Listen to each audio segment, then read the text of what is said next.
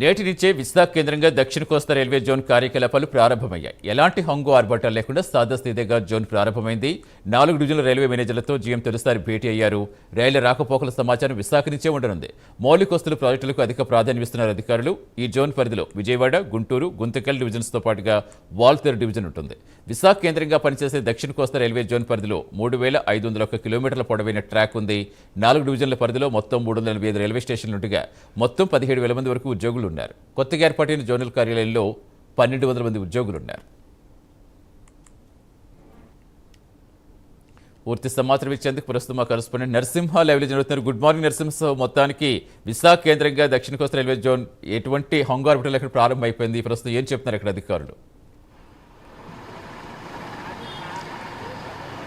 సతీష్, చూసుకుంటే విశాఖ కేంద్రంగా railway zone అయితే కార్యకలాపాలు మరికొన్ని నిమిషాలలో ప్రారంభం కానున్నాయి. ఇప్పటికే అధికారులు అయితే పూర్తి ఏర్పాట్లు అయితే చేశారు. చూసుకుంటే గుంటూరు, గుంతకల్లు, గుంటూరు పాటుగా వాల్తేరు డివిజన్లతో పాటు కూడిన ఇక దక్షిణ కోస్తా రైల్వే జోన్ అయితే ఇక మరికొద్ది క్షణాల్లో అయితే ప్రారంభం కానుంది. దీనికి సంబంధించి అధికారులతో ఇప్పటికే జీఎం, రైల్వే మేనేజర్తో పాటుగా సమావేశం అయితే ప్రారంభం కానున్నది.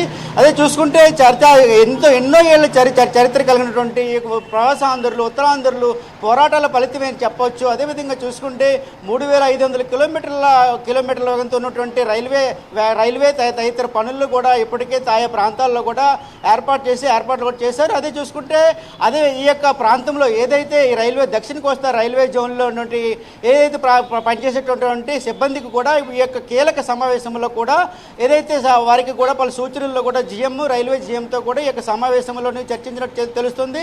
చూసుకుంటే కాగా ఈ యొక్క ప్రాంతంలో విశాఖలో ఉన్నటువంటి సిరిపురం కూడలిలో ఉన్నటువంటి డెక్ వేదిక 6-7 అంతస్తుల నుండి ఈ యొక్క భవనంలోని తాత్కాలిక భవనం ఏదైతే ఈ యొక్క భవనం యొక్క కార్యకలాపాలు దక్షిణ కోస్తా రైల్వే జోన్ కార్యకలాపాలు నిర్వహించేందుకు కూడా అధికారులు అయితే ఏర్పాట్లు అయితే ముమ్మరం చేశారు. చూసుకుంటే ఈరోజు ఈ విశాఖ ఆంధ్రులకి ఒక ఏదైతే ఉందో ఈ యొక్క ఉపాధి అవకాశాలు కూడా విశాఖ కేంద్రంగా ఈ యొక్క రైల్వే జోన్ నుంచి ఇచ్చే అవకాశం ఉంది కూడా. చూసుకుంటే ఏదైతే ప్రవాసాంధ్రులు, ఏదైతే ఉత్తరాంధ్రులు ఎంతోమంది ఈ యొక్క రైల్వే జోన్ గురించి పోరాటాలు చేశారు. చూసుకుంటే మనతో పాటుగా ఏదైతే ఉత్తరాంధ్ర రైల్వే జోన్ గురించి కూడా పోరాటం చేసిన వ్యక్తిలో మరొక వ్యక్తి అయినట్టు సమయం హేమంత్ కుమార్ అయితే మనతో ఉన్నారు. చెప్పండి సార్, ఈ యొక్క పోరాటం ముఖ్య లక్ష్యం ఎన్నో ప్రవాసాంధ్రులు కూడా దీనిపై పోరాడి ఈరోజు తెచ్చుకున్నటువంటి రైల్వే జోన్పై మీరేమంటారు? ఉత్తరాంధ్రుల చిరకాల వాంఛ విశాఖ కేంద్రంగా రైల్వే జోన్ కానీ వచ్చినట్లయితే మరి ఈ ప్రాంతం వ్యక్తులందరూ కూడా ఒరిస్సా వెళ్ళవసరం లేదు పరీక్షలకు అని చెప్పి మేమందరం కూడా ఆశించినటువంటి పరిస్థితి. దశాబ్దాల తరబడి మరి రైల్వే జోన్ రాలేనటువంటి పరిస్థితి. రాలేనందుకు కారణం 100% వైఎస్ఆర్సీపీ వారు ఈరోజు ఈ యొక్క రైల్వే జోన్కి దిష్టి పెడతారేమో అని చెప్పి నల్ల దుస్తులు వేసుకొని నల్లబొట్టు పెట్టుకోవడం జరిగింది.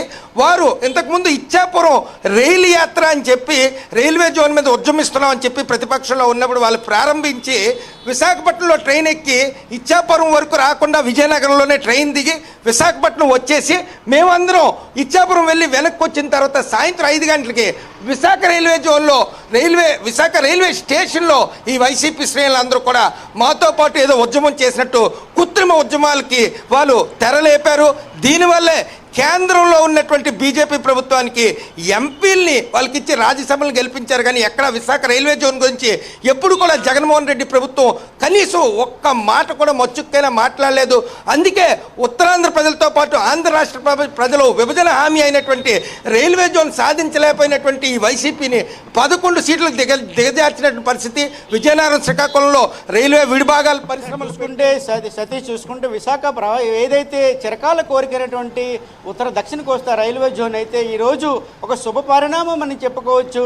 ఏదైతే ఉపాధి అవకాశాలు కూడా చేసుకునేందుకు కూడా ఈరోజు పరీక్షలు నేరుగా విశాఖ నుంచే రాసుకునేందుకు ఈ కేంద్రం ద్వారా ఎన్నో ఉపాధి అవకాశాలు వచ్చేందుకు కూడా విశాఖ ఉత్తరాంధ్ర వాసులు అయితే హర్షం వ్యక్తం చేస్తున్న పరిస్థితి అయితే నెలకొంది. Satish, thank you Narasimha.